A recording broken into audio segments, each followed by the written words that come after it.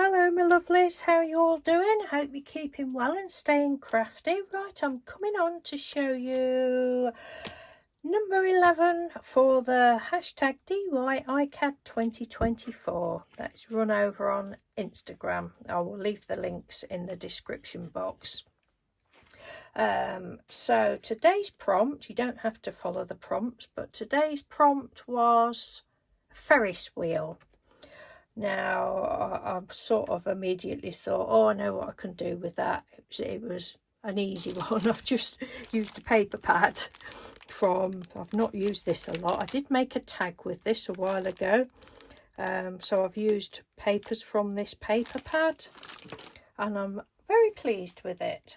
So we've got the beautiful little, well, they're like, I don't know, whatever they are on the background. And then a little Ferris wheel there.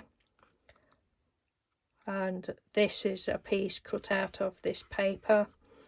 The circles are, as you can see here, some that the lovely Sheila, can't say it, Sheila Nelson has sent me, Doily Swan. She sent me these, you know, these cutouts, and then I've got some holographic card.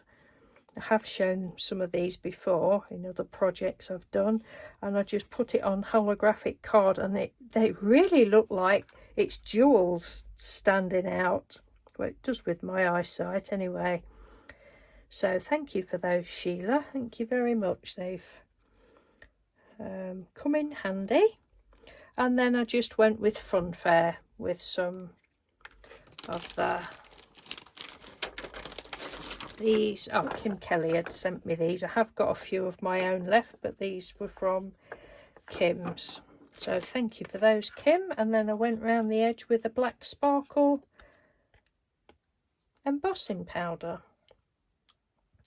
So yes, I'm quite pleased with that one. What did I say that was? Number 11. Yeah, so thank you ever so much for watching, everyone. Take care, and I'll speak to you soon. Bye.